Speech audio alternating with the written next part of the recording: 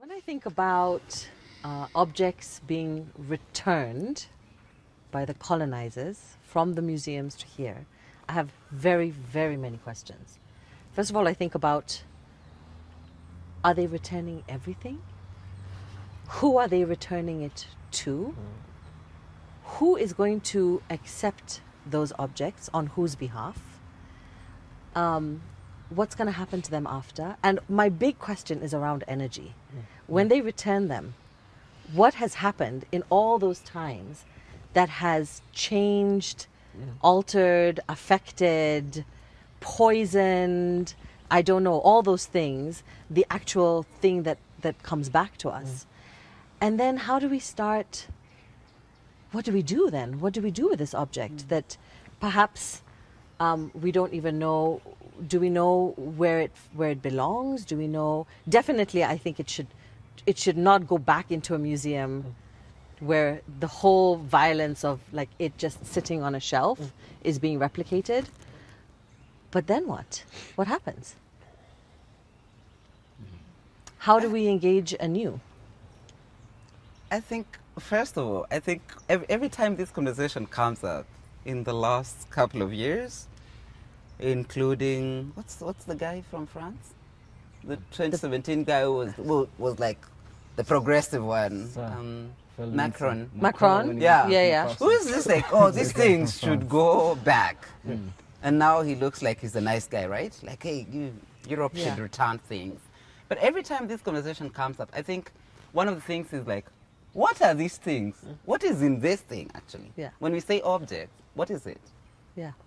Right? Because I think that inventory is not available as a public document so that we know. So I think we all imagine these cultural artifacts like headstools and calabashes. But it's a whole range of objects and items that if we classify them, the conversation kind of starts to take different shapes in terms of what we can live with if it does come back, and what we can't.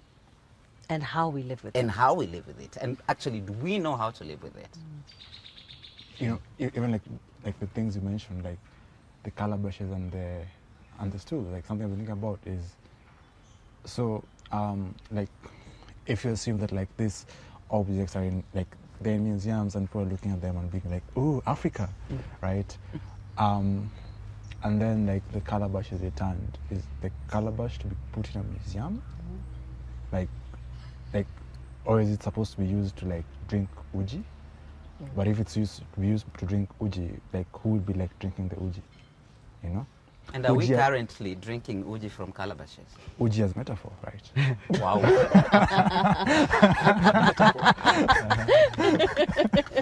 Okay.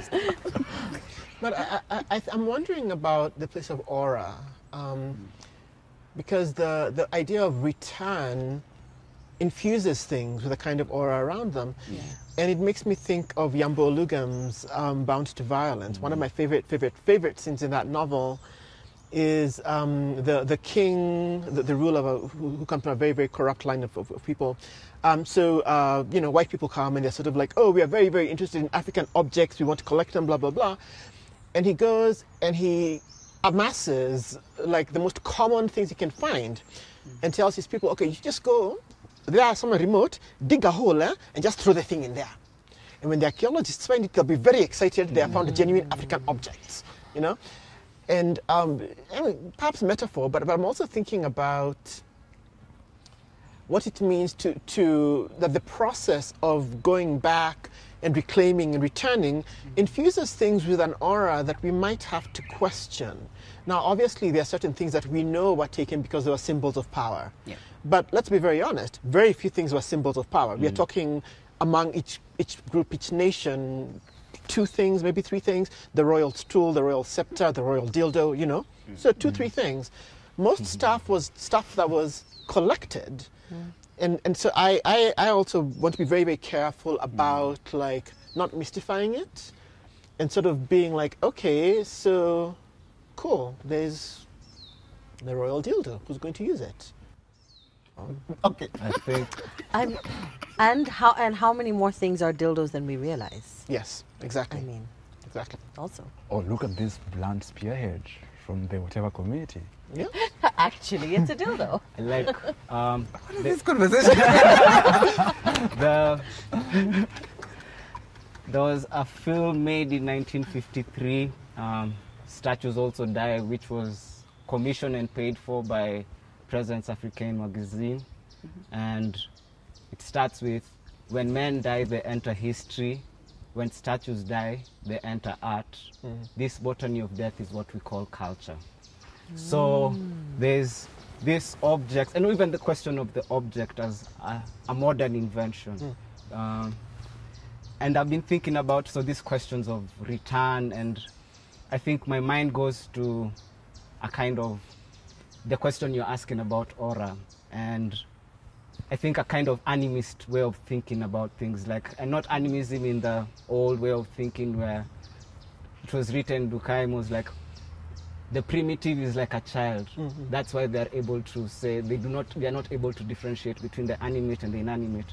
But bringing these things back as a way of animism being a consciousness about relatedness, how things relate. I relate, therefore I am, or I relate, therefore I know. And there's been, I think, a kind of question that also puts the thing also that the West again still becomes the subject of the conversation.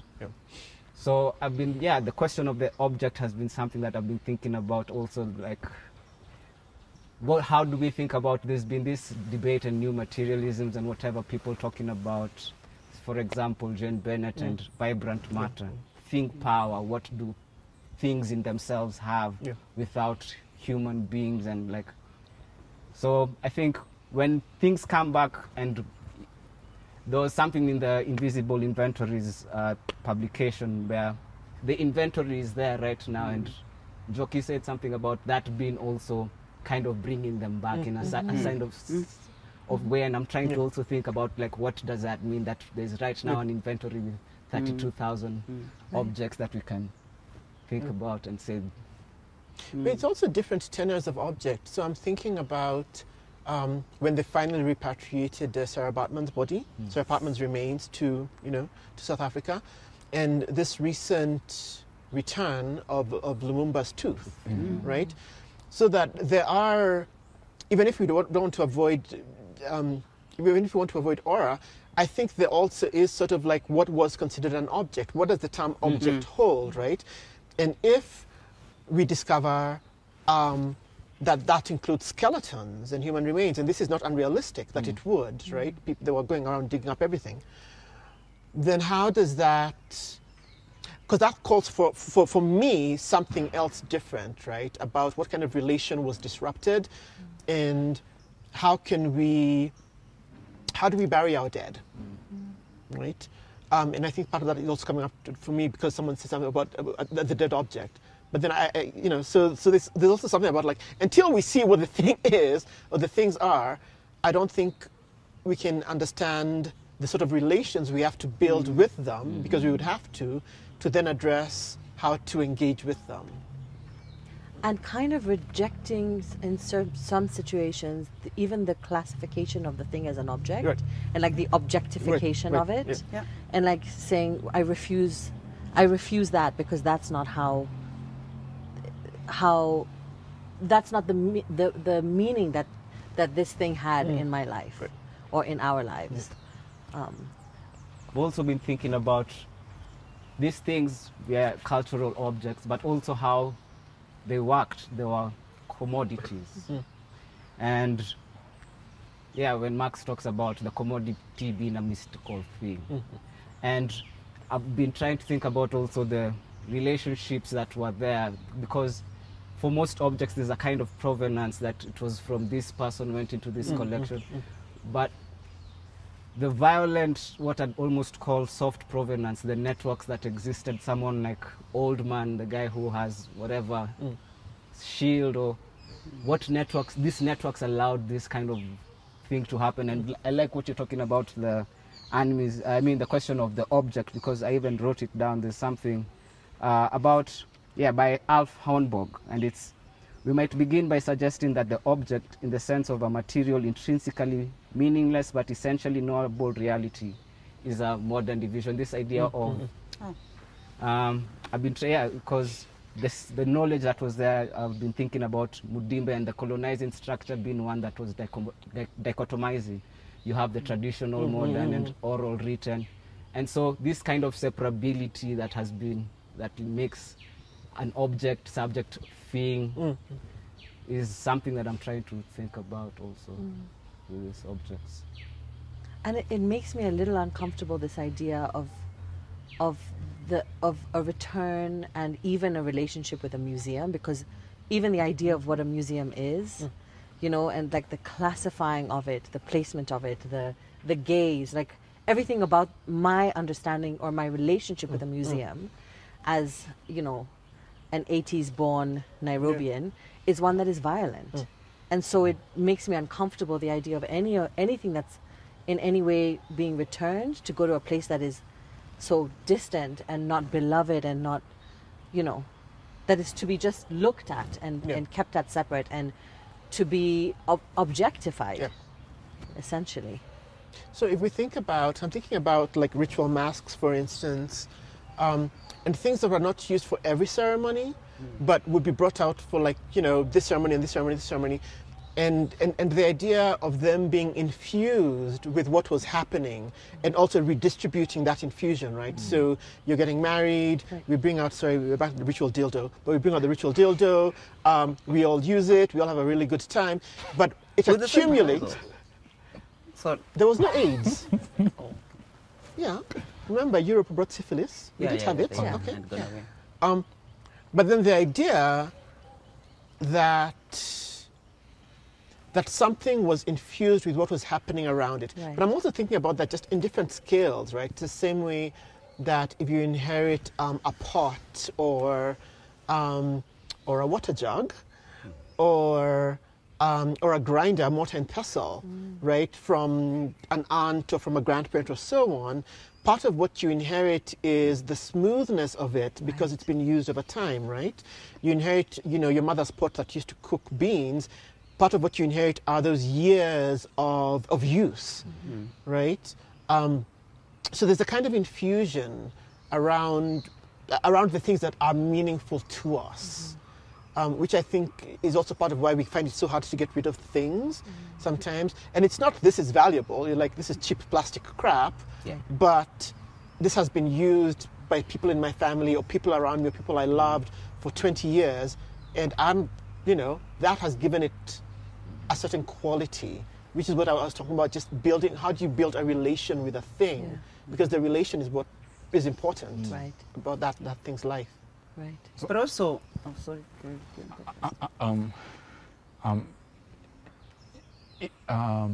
like, say we consider the like objects which are like used in this ritualistic ceremony, right? And it was taken from like the community which it had importance, and then like taken to like this museums or whatever. And so if it's returned right now, to whom exactly is it being returned? Like if for instance it was, say, like religious, right? And like if it's in Kenya where like Westernization and like its primary horn Christianity like destroyed everything, these people, are they still going to use it as an object of worship? But if they don't use it as an object of worship, what's the point of returning it? Like, how does it help them?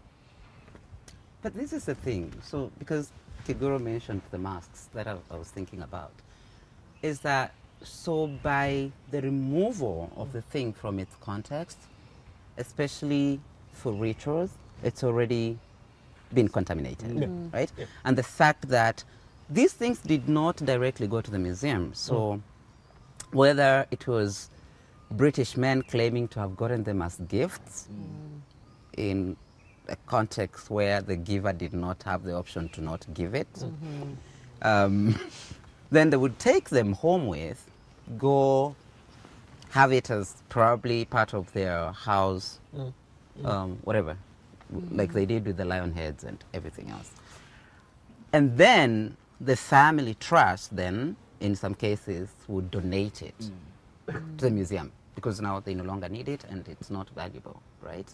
So in this travel, so much has happened to the ritualistic thing that we can't have it back without rituals of cleansing. Right. And when it comes back, and it comes back to, because of course also repatriation of museum objects and stolen goods is that it's a government-to-government relationship. And at the moment, particularly I know with the British Museum, African governments have to request the museum for the thing to be returned. So when it comes, it will come back to the Kenyan government.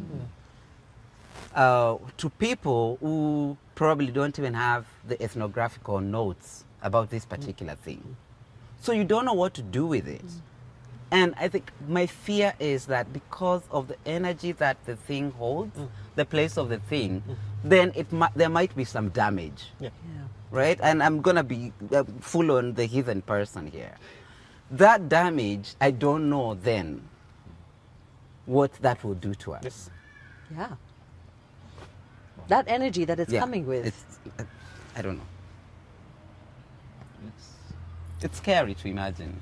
That because I think there's some sort of, if I were to be this person, I think there's some sort of intergalactic anger about these things, right? And that anger then, because some of us are in a direct relationship with the holders of that anger, then those white people won't be affected because it's not their people, but they're our people. So then? So does this take us sort of back to where we were in the other conversation about what it means to think about repatriation without reparation or repatriation without repair, right? And what does it mean when one thing stands in for another thing? So if we say that taking these objects was about taking forms of power and reducing forms of power and breaking forms of relation. We have taken your thing, you can't do this thing anymore, right? And whether that thing was a sacred mask or whether it was the cooking pot you were using, the fact of taking it was essentially you don't have a relationship with it anymore, right? So what does it mean to then return it 100 years later, 70 years later, 50 years later, when the sort of value it had, a value of use and of relation, is no longer there, but what you're not offered is a form of reparation or a form of repair. And what that looks like, I don't know.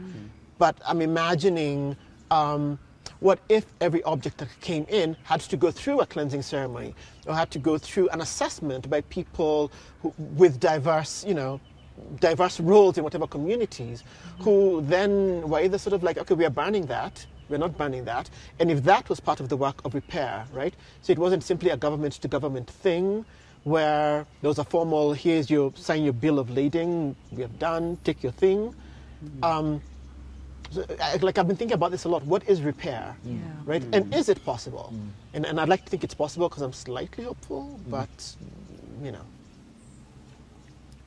Thinking about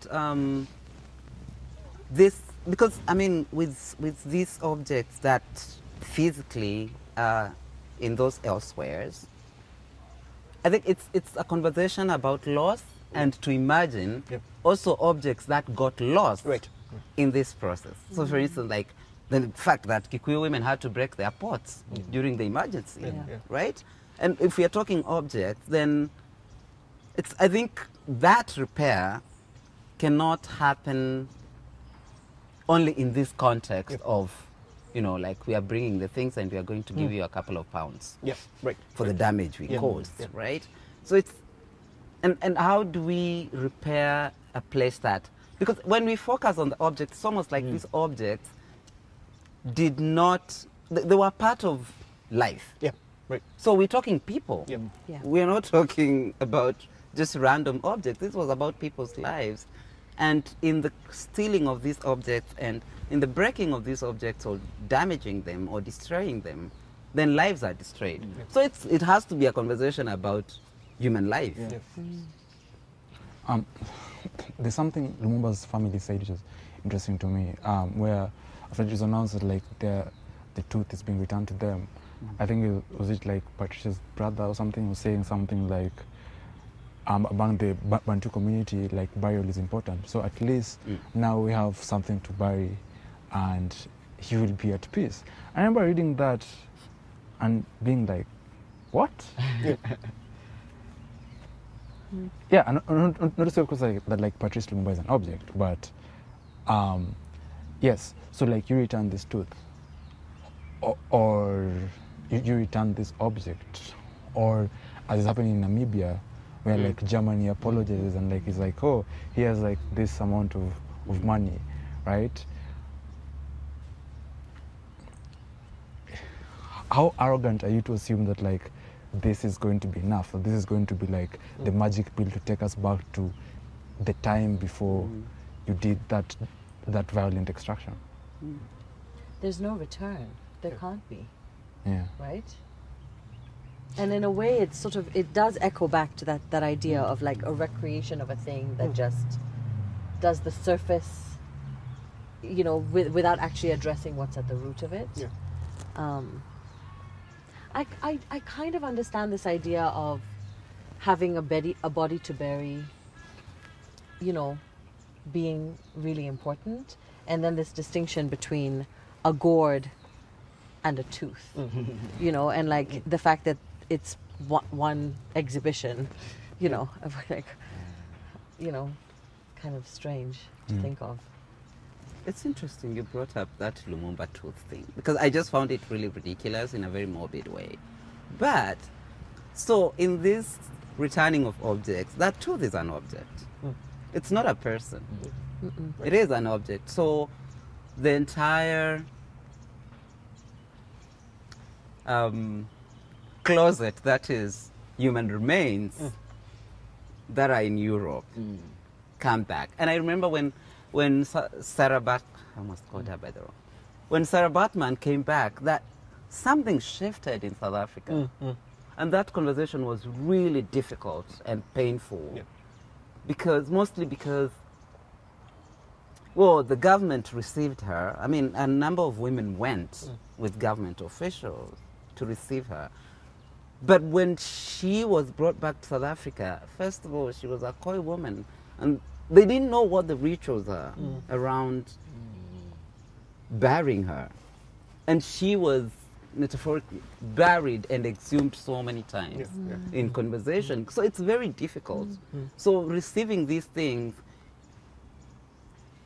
including the human remains, is going to shift something so bad that I don't know. We would have to have ways of preparing for the reception, if ever. But also thinking about, so I'm thinking about when we're going to jump to Chicago, but when Chicago, when activists in Chicago won the case against the police, the Burge for torture, one of the things they did was they had a set of demands, right? And some of them included, I think, setting up memorials. One of them, I think, was also having a curriculum in schools to make sure that what had happened was not whatever. And I think there were also financial compensations to whatever. So maybe we should also think, what would be our set of demands, right? Yeah. What would be, so if you're going to ask for money, what if it's directed money? And it's like, we want an educational program, an educational curriculum, we want a facility, we want a series of trainings for curators all over the country, we want you to finance a set of units to be taught in every school, in every primary school, and whatever, that do blah, blah, blah. So not simply to say, give us back, but to begin to articulate for ourselves, what are our set of demands? What would that look like? Right? And I think there are all kinds of demands, both around sort of spiritual practices, but also around institutional practices. You know, we want, like, I don't know, we want like 3 major institutions where people go to be trained in African curation, and you finance this for 100 years, or 200 or 500. Absolutely. But then to have a real demand. Yeah. Because right now it seems like they return things and then they're scot-free. Yep. And like the burden of repair falls on us.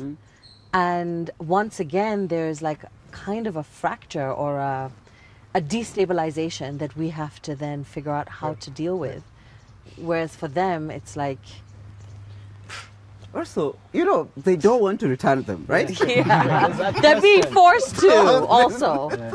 Because I think this question of repair is like important that it comes up. Like, so can we even repair institutions? Like, so the museum as like this site that has been holding this, and it is a tradition that has even been. We're still doing the same thing, just that we're in different places. But the study of how things are, collections.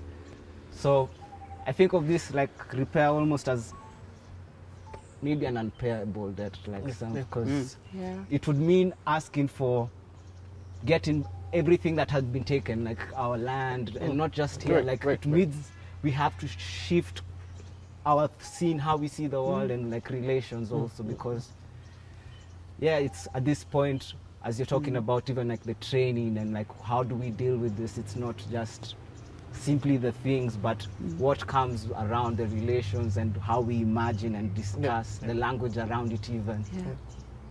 So I was thinking about going to the museum as a school child. It was always a school trip, and how the only thing that was memorable for us was the snake park. Right? You went in and you sort of, you were both scared and fascinated, and like, what is this big snake and this big python and this big whatever? And nothing else was memorable in the entire place, right? It was like Urutu from a community. Right. When I went recently, it was like a picture of girl from Korea, right? There was nothing that made it feel like ours or even feel necessary or good. So I object very much to things being returned to a museum that still has this structure, because that's the structure it has now. But I'm also very interested in what does our fascination with the snake park as children tell us about how we might want to interact or engage with whatever comes back. What forms of relation might we want to build? How might we want to remember or have something? I mean, and the closest this comes to me is Bomas of Kenya. Yeah. But there, it's also the difference between going to watch the performances and then going to like those terrible derelict huts they have, which I went to maybe 2 years ago. They're in terrible shape. And again, they felt very dead. But when you go in and they're dancing, you're sort of like, I can have a relation to this.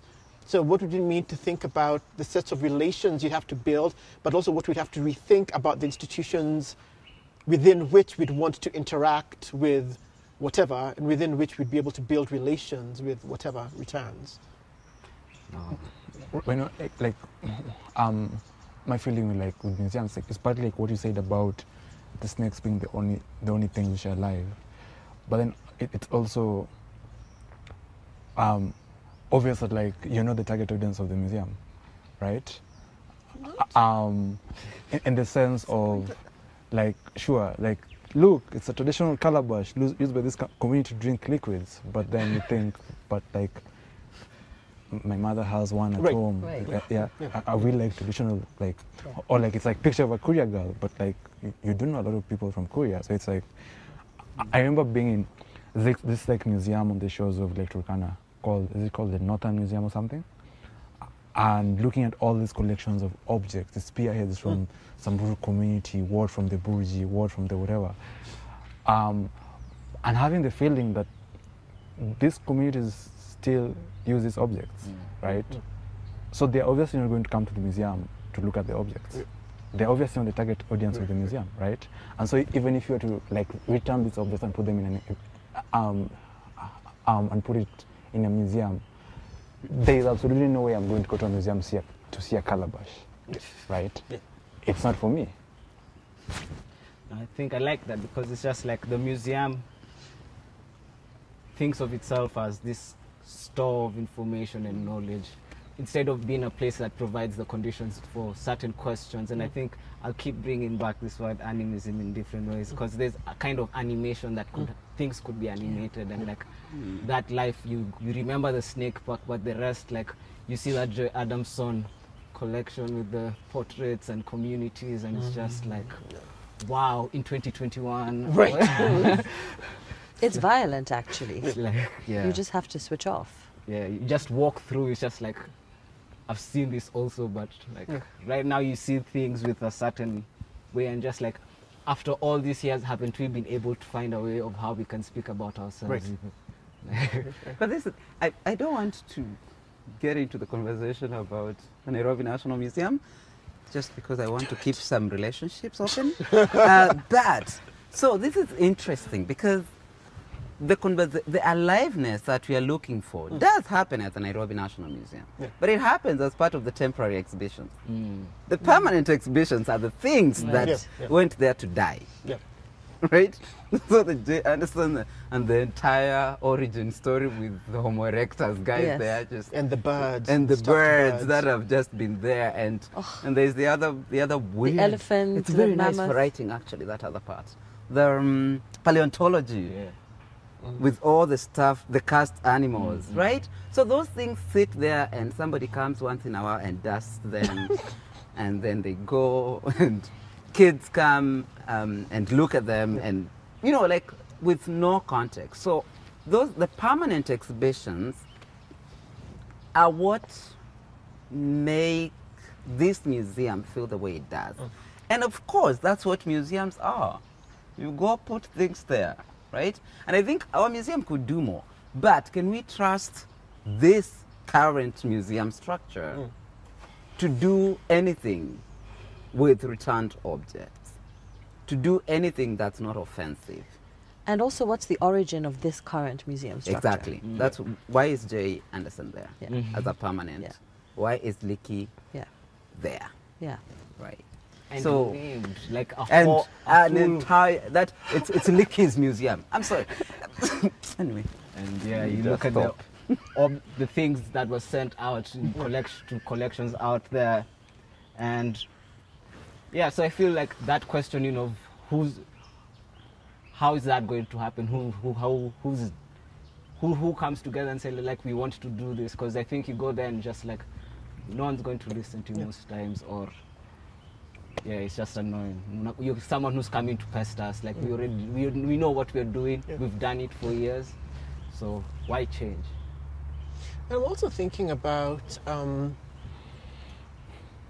a collection of portraits, a collection of photographs Mwangi did that featured everyday objects. So it was a kanga and a pot and some jewelry and so on.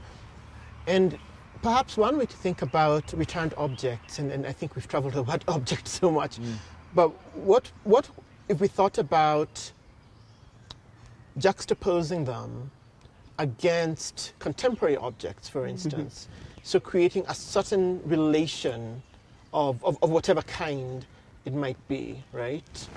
To overuse an example, get an ancient dildo, put a condom next to it, right? What kind of relation is being forged? Or I'm thinking about the work the Lamb Sisterhood do, right? And what if we invited performance artists, performance scholars, to create rituals around these things? So we need not think about returns in terms of discrete communities. We can actually refuse ethno-nationalist formations and say that it belongs to this ethnic group and that ethnic group and this region and that region, and imagine instead, what if you invited a troupe of dancers from wherever and said, could you choreograph something around this? And you don't have to look for an original meaning, but just, have conversations, right? Because I think there are opportunities for people to think about, invite a bunch of artists around, have them draw what's there, and then say, what else can you imagine with it?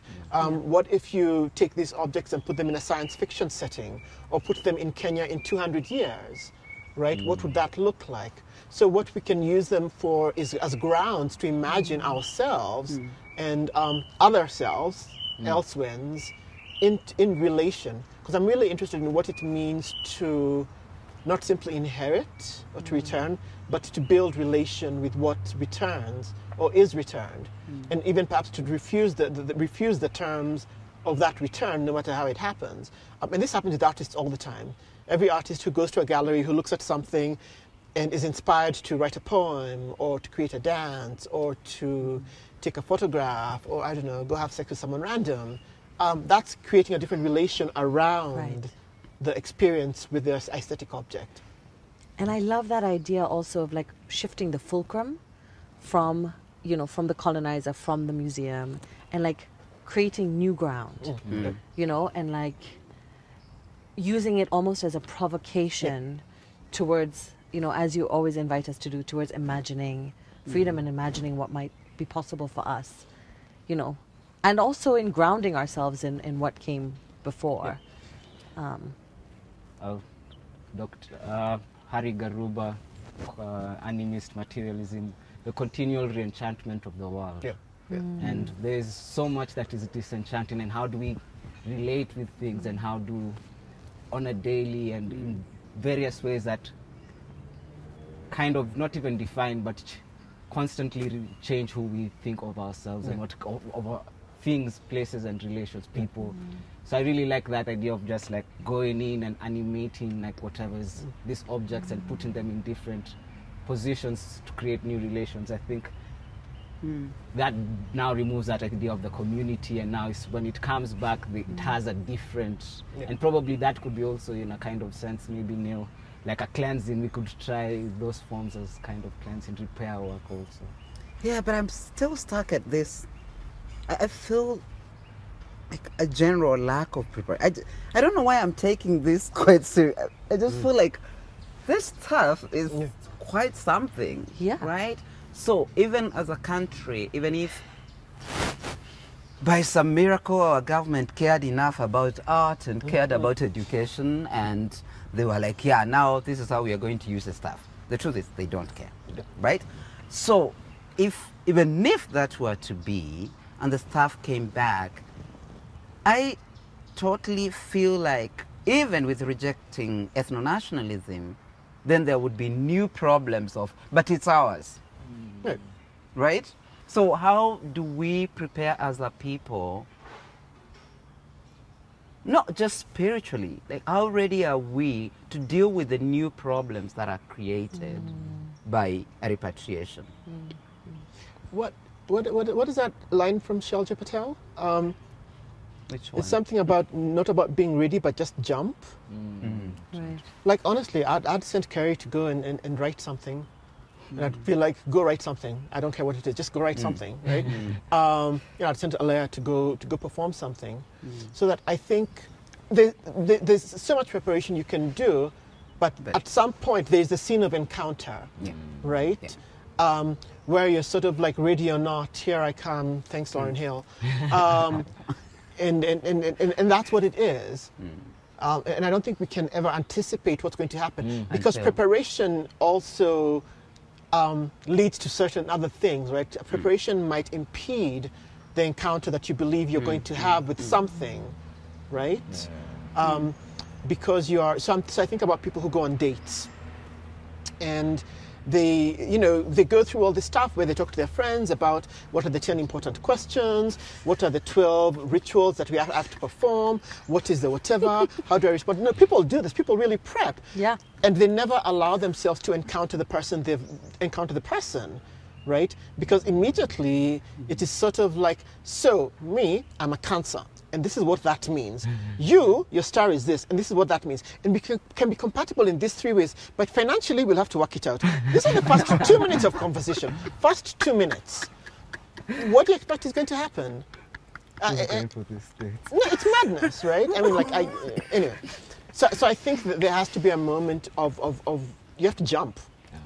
Right? And I think, I'll just say the last thing, I was trying not to use Fanon, but since he's always in my head, Fanon talks about the leap of invention, and I'm always, and that has stayed with me so much.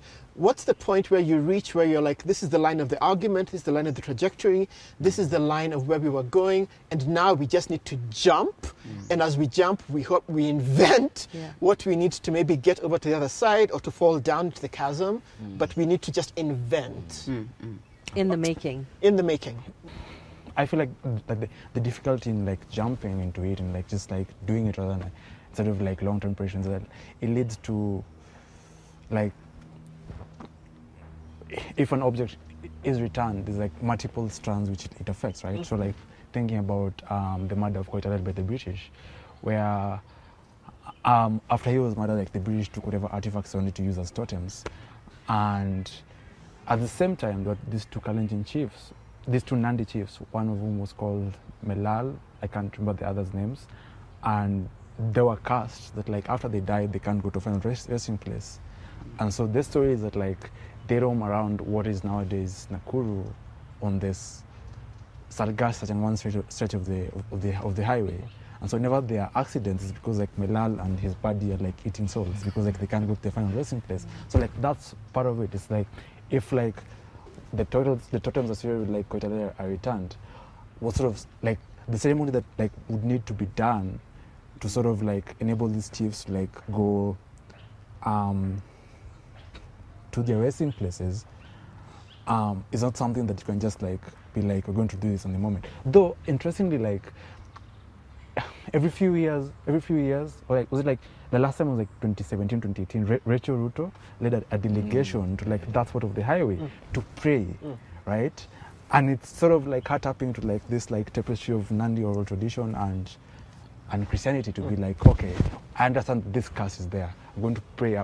So like that's part of it, like the ritual that has to be done to like exorcise these two spirits. But then secondly, it's that like, say like the killing of Koitalele was like, it led to like other things, like in particular I'm thinking about like the removal of the Nandi community from their land, right?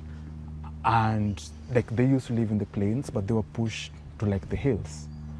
And like those plains, because like the British were like, oh, we can't have the Nandi here, they're like going to destroy the railway again, were given to like other people.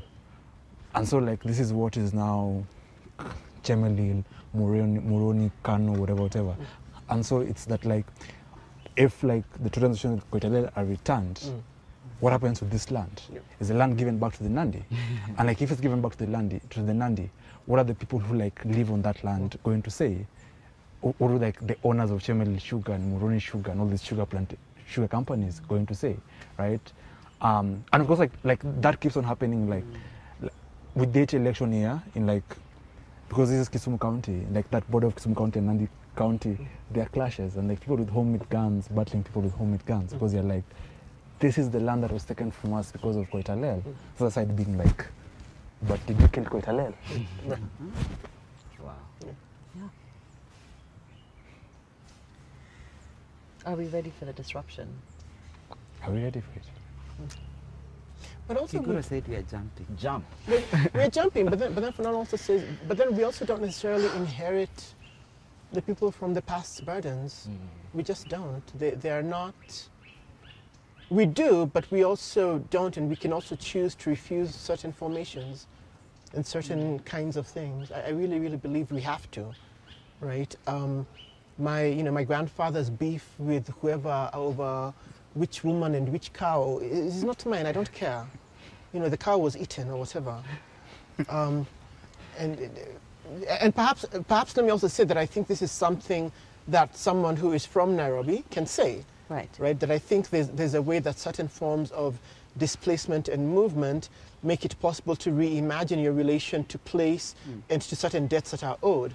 So if I go to places, right, people still remember the emergency, and they still remember the home guards, and they still remember the people who betrayed them, right? And so there are places where they will say, we do not marry that family, we do not talk to that family, we do not engage with them, we don't do business with them because this is what they did. I don't know those stories. And perhaps the gift, if you want to call it that, of being a certain kind of Nairobian is not needing to hold on to that. And sometimes I do think of that as a gift, like what was not passed on, what debt was not passed on, what burden was not passed on, so that you could have an opportunity to live differently, right? So I also think space then becomes really, really important, because I think there's a very different conversation that would be had if we were rooted somewhere in a very specific community that said they took our 5 sacred things. I think we really would be saying very, very different things. And perhaps that's also conversations we need to be having amongst ourselves, right? About how do we translate what is sacred and important to others into what is sacred and important to us, and sort of find a way to weave something. It's not going to be easy, I don't think so, but it might be useful. If these objects are returned, and it's the governments who are like the the governments who are like doing the like conversation about returning whatever. And like, you know, of course, you'd mentioned this, like the Kenyan government particularly like doesn't really care, right? But then, like, I wonder what new meanings could be like infused into these objects, right? Because if you think about, say, the fact that like there's like a symbol of Jomo Kenyatta on the Kenyan shilling, when like they're not supposed to be like any symbols of any people, of anybody, right? And it's sort of like this family saying that like, hold up, we are the ones who are important to this history, to the history of this country. So if like these objects are returned, like what news, are there going to be stories about like, oh, this is the calabash or like dildo that was used in Maralal by whomever, right? Yeah, and so it's like, of course, like whatever governments, whether it's the British government or the German government, they're going to like do something to make themselves like seem like the good guys, right? And then like the Kenyan or Tanzanian or whatever government is going to also like try to rewrite these objects in a way that makes them look like the good guys. Yeah. When those objects come back, we're going to be renaming roads. Trust me. Because it's true. Because they come back, and now, as you're saying, this particular thing becomes so important and tied so much to somebody you know was so big. We need to now put them in our history. So we are going to rename Uhuru Highway to this random Rendileman's highway, right? And it's just, I think there's so much that the power of the colonial contact, that power, I think we can't underestimate it. Like just the removal of those objects, them coming back is totally going to get into the ethno-nationalism that we are avoiding. And I don't want to be one of those people who, like the Africanist with Kenyans only thinking tribes. But it's going to be different ways of entering a nationalist discourse that might be painful to deal with if we don't have clear ways of neutralizing the things. And I think part of this conversation about what things coming back to whom is also like, as we talk about the demands that we ask, and also be bold in our demands and ask for even what might seem impossible, but because like there'll have to be a language, a vocabulary that we can all find ourselves in, a way of at least not necessarily, differences, but we still try. There's difference, but we're still working towards something, towards a goal that is like, this is something we can call ours. And I feel there's this there's a lot to be done, and like the objects would, if they came, it would just be, again, there's these questions of who, but I think the institutions also, like we really just can't put the institutions also, like the state and the museums and whoever, they have to be playing a role. It's just because we could have these conversations, but if they are somewhere on the side or we try and it would always just lead to, but I think we should imagine broadly and like demand like as much as. And I think, you know, this idea of language again, as it's returned, what is the language within which it's returned? And then, you know, how are we seeing ourselves differently from how we have been told to see ourselves? And, you know, how can we, because it also makes me a little bit concerned about what objects are going to be deemed to be important, and, you know, the Turkana boy versus the Kisii gourd versus the, you know, the repetition of the story that we are told about ourselves and how that perpetuates versus how we might see each other anew. And I guess, Kigoro, that's what you were saying about, you know, encountering it differently in the artistry. Oh, sorry, now I'm speaking too much. But there's also, now just thinking, the possibility of rejection. Right. So what if something comes back, and because we've already burnt the relatives of the thing, because we are Christians or whatever, And now this thing comes that has no relatives at home. What are we going to do with it? Yeah. And what if it's considered witchcraft? Yeah, which we all know exactly in the what I'm context saying. of. I don't want to be the Yeah. person, but Yeah, it's a problem. But I think I'm not a hopeful person, but what gives me hope is you people. Because I think as writers, as performers, as artists, as thinkers, you imagine new strategies to deal with the impossible every day. And I think if these things return, we don't have to go through the state. Most of us don't even know how to. And so it gives me hope that you're there to do that work for us. And us who is constituted by those who are interested in forming and creating relations that might be beside or against or indifferent to the state and its desires, because we're imagining futures that they don't know how to. Lovely. Right, I'm done.